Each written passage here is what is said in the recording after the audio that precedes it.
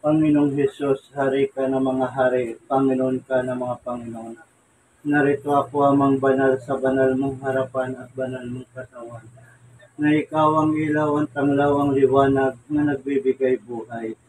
Hesus, ang banal mong pangalan, na ikaw Ama ang sambahin, na ikaw amang banal ang pupurihin at titingalain sa bisa ng iyong mga salita.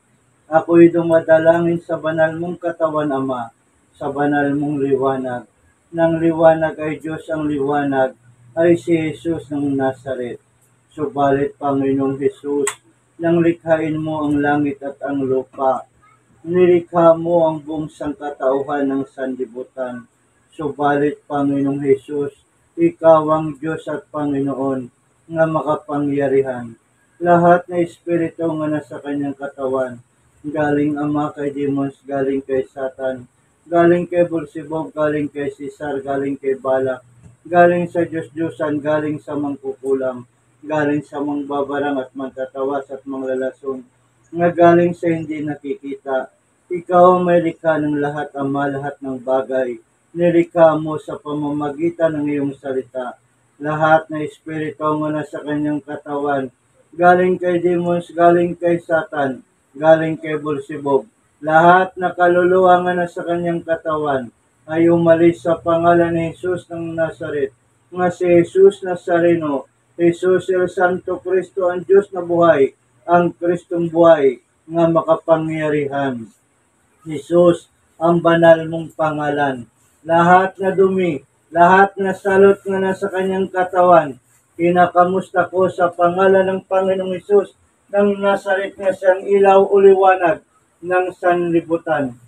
Lahat nga galing kay demons, galing kay Satan, galing kay Beelzebub, galing kay Cesar, galing kay Balak, galing sa Diyos-Diyosan, galing sa mangkukulam at mangbabarang, at sa hindi nakikita, Ama, umalis sa kanyang katawan, dahil ito ay anak ng Diyos, si Jesus Nazareno, si Jesus el Santo Cristo, ang tumubos ng kasalanan ng sangkatauhan ng sanlibutan.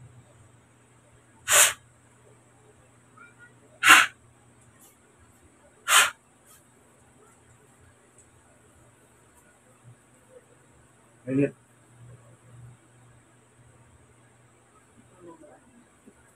Ito. Ito. Ito. O Amang banal, hinihiling ko sa banal mong pangalan ang lahat na kaluluwa ng kanyang kamag-anak o kamag-anak ng mga pumanaw na.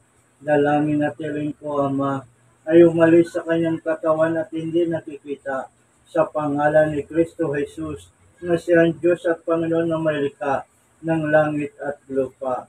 Dahil ikaw ang aming Ama at Panginoon nga makapangyarihan, Jesus, ang banal mong pangalan, na ikaw amang sambahin, na ikaw amang pupurihin, na ikaw ama ang titingalain, si Jesus ng Nazaret.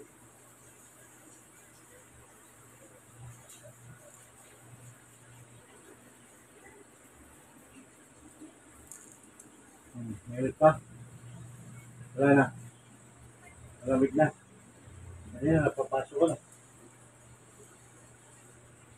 Ito, ito po.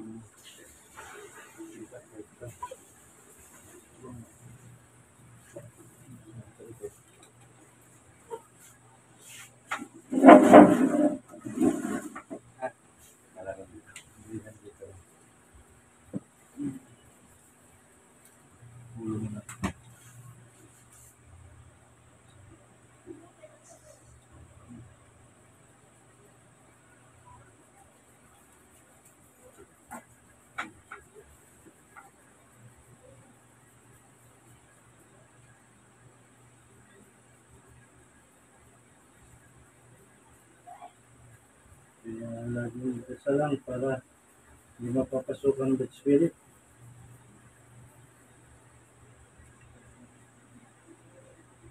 Kaya pala yung para ka naupo sa kandila.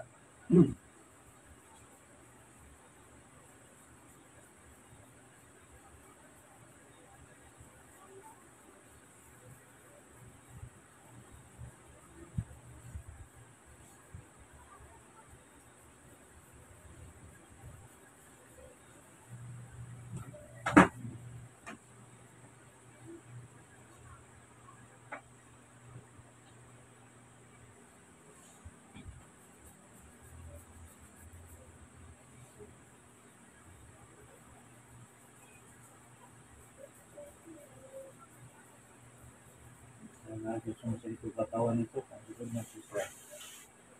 Saan ba lagi ka magalit? Anong nagawa ko? Parehas? Ito lagi sumasakit. Wala rin mo. Ito yung mga inyo.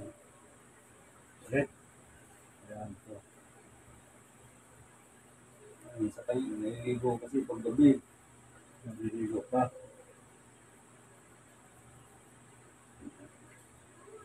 Yung pag na-try sa pagtitinda nyo. Hindi mo naman yung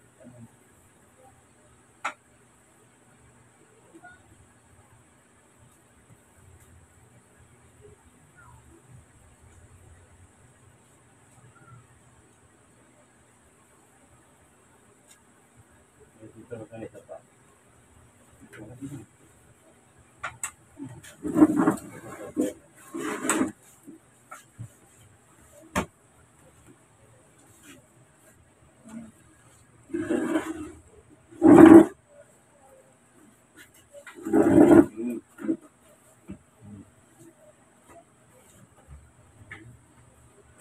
Yan.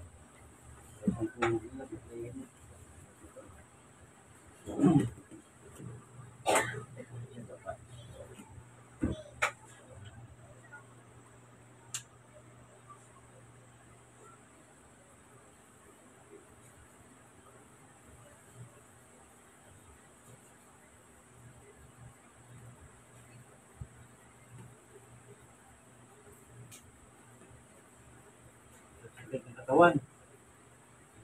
Yung sakit ng katawan.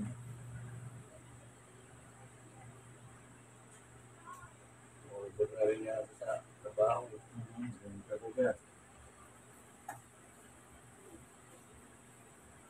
Nagpapit na rin. Papit.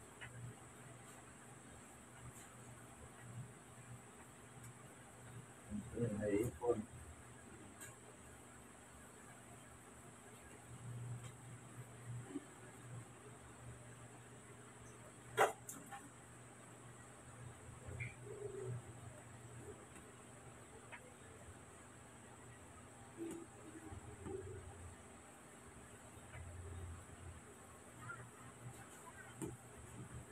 Naiipon ang sakit talaga.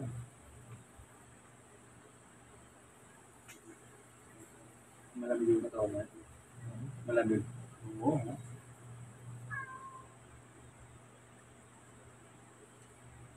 Ayan, tutulog ng sister. Tutulog yan. Pag lagi kayo puyat sa trabaho, hindi talaga.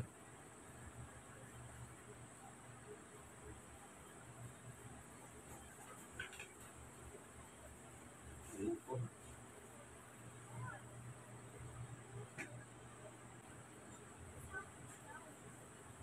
Yak mo sister. Ayan. Mabutan ha. Mabutan. Relax. Release.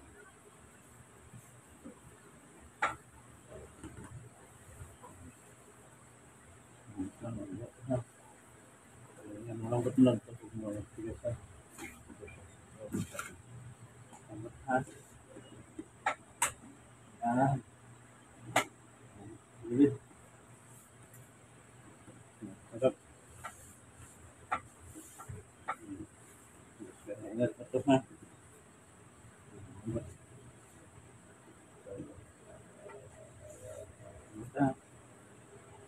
Ayan. Bumulag. Bawa ka bawang.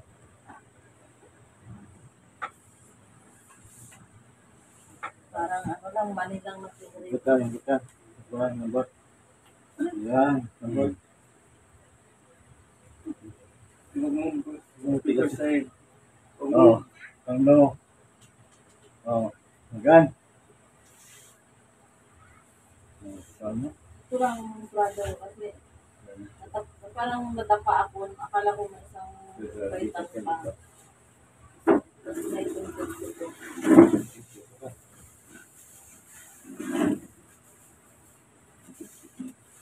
Ayan. Ayos ko na sakit mo. Cellphone daw, no? Lakas ang tulog eh. Kung hinilot ka ng babae, lunilon yan eh.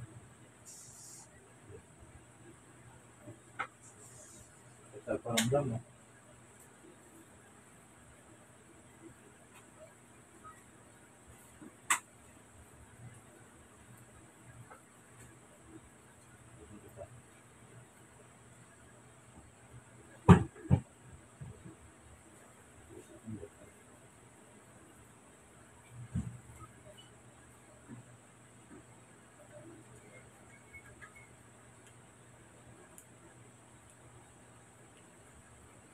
Ano ang katawan mo?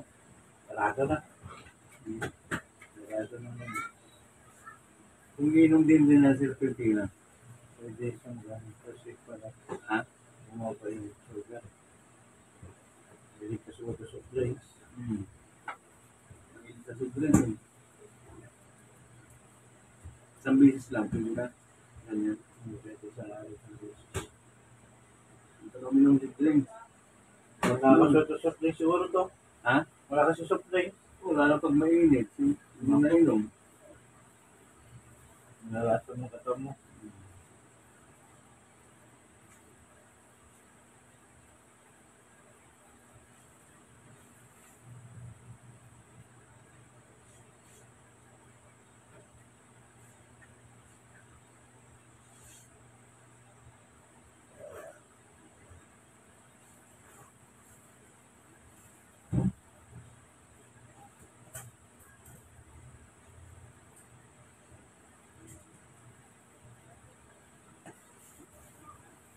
Sakit.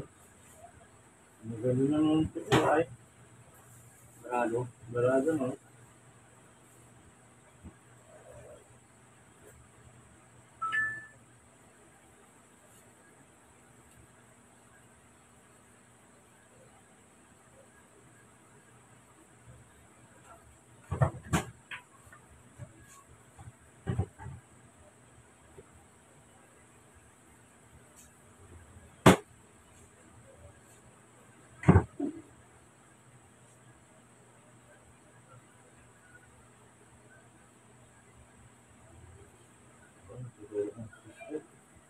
Tutulog na. Naramdaman ko pa.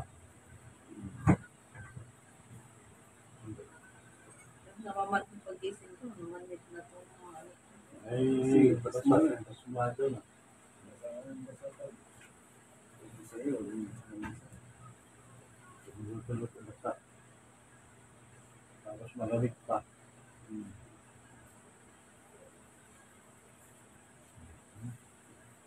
Oo, ano na. Paamo na. Daming ko, no? Ugat. Dito po. Pasmado. Sabi, pag malipon.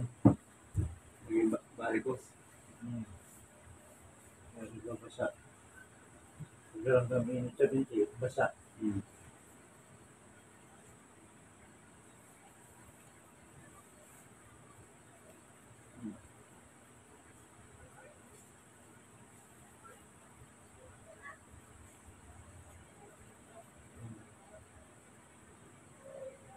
Sakit. Tapos matutulog. Ngayon, palibenta na ito. Kainin at Kasi nagbabantay ng tindahan niya. doon ng dalawang anak ko. Ito nagbabantay. Hmm. Tingnan mo na pagdating. Tingnan mo na. Hindi mo lagi na lang trabaho. Yun na, yung sa gobyerno na, 8 oras lang. Oo. 5 araw lang sa isang linggo. Pahinga na. Kasi wala din ang pahinga ng tao. Makina nga, kailangan may pahinga eh. Pahinga ako. May coding pa. Code. Dito district. Last call na last call sa pahinga.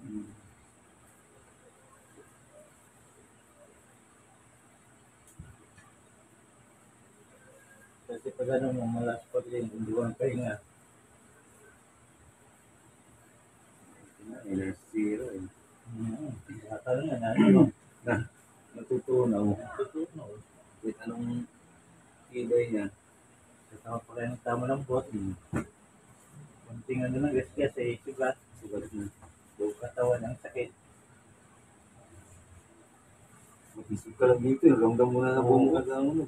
Kunting ano lang, buong katawan ah. Ito, yung dito, yung ano yun, yung drum. Medyo, Oo. maliit lang ang sugat sa'yo eh. Akala buong katawan ka ng sugatan eh. Oo. Hindi pa rin malaking sugat eh. Saan lang. Pero ang maliit, mas matindi.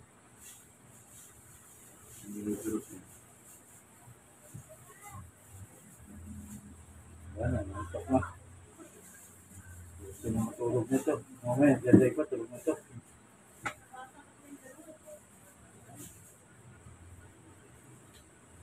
Wala lagi dyan, dasal.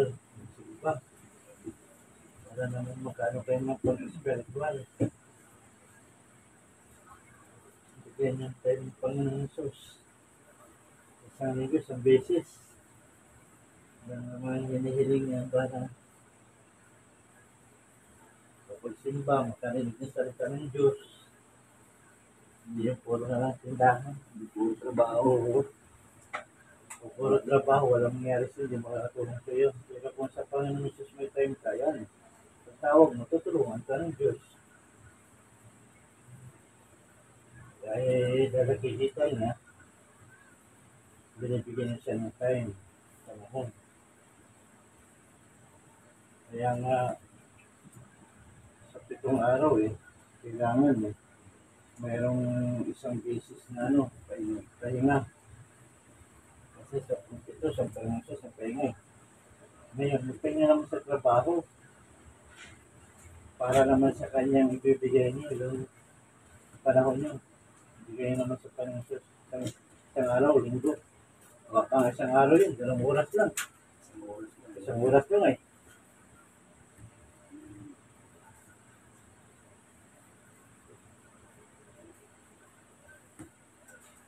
Ano naman hinihiling sa atin ng Panginoon Jesus.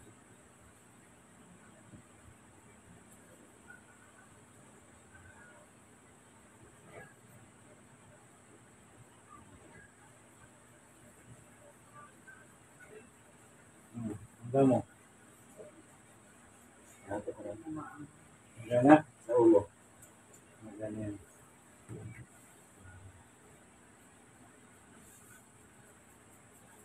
Masakit yung ulo mo minsan. Hanggang. Pagod din. Ulat. Isip. Ulat na tayo nga. Kulang. Iniisip na rin ako pag nakahiga ako dun. Oo, siyempre. Sawa ka niya eh. Sino ba magmalasakit eh? Wala namang ibang malasakit eh. Asawa pa rin. Kaya sinasabi nga, ibang lalaki, may asawa, pag sinasaway o magbisyo, hindi yung mahalap, galit pa. Kasi pinapahiya. Pero kung iisipin, para naman sa kanya yun. Para hindi magkakasakit. Dahil pag may sakit, sino ba ang perwisyo? Siyempre asawa, pamilya. Hindi lang siya magperwisyo. Hindi pati ang asawa. Kaya nga, pag may pera ka, marami kang kaibigan. Wala. Ipapainom ka eh. Oo. 1 million nila ka eh. Inom tayo. Oo. Dami kang kaibigan. Papainom si Ikon, pare. Oo. Pero pag Pag nagkasakit, walang may sakit ha, pero kahit isa, wala man lang dumungaw. Wala man lang tumulong. walang makapunta. Pero ngayon ikaw kumikita pa. Lakas. Nandiyan nila. Nandyan, dami. Aga pa. May manghihiram. Mayroong inom tayo. Wala. Wala kang bisyo. Kaya nga, hanggat malakas pa, mag-ipon. Dasal. Ang si Diyos. Saka yung pabayang pamilya. Kasi ano naman makakatulong sa iyo. Wala namang iba. Wala namang ibang tutulong.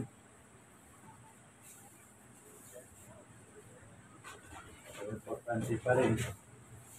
Kaya nagmamalasakit. Palagahan. Kaya sa huli yung pagsisisi. Paano kung matigas ang ulo at saka hindi pa rin inom-inom. Eh kung maano rin yung asawa, sige lang. Sa akin naman nung huling halata eh. Di ba? Sabay ka iwanan ito. May sakit ka. O yan na, inaano na lang. Iwanan ka na rin. Kailangan palagahan. Iwanan. Na? Oh. Tulog na. Pakiramdam. Di ba? Na-relax yung ano mo. Tawan. Kanina, pinapatuloy ko ng cross eh. Sobrang init eh. Hindi na lang agad ng kamay. Ah. Sarap no? Sabi ko na. Sinabi mo na lang.